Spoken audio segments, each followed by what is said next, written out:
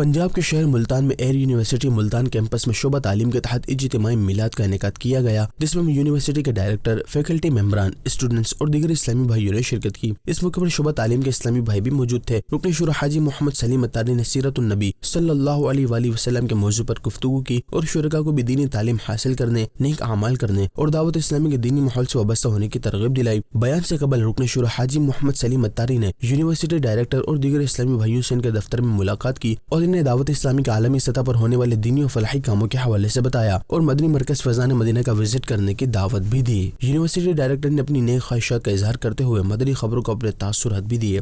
دین کے بارے میں جو بہت پیاری باتیں تھیں وہ سیکھنے کا موقع ملا، ہماری فیکلٹی کو بھی بہت زیادہ فائدہ ہوا اور ہمارے اسٹوڈنٹ کو۔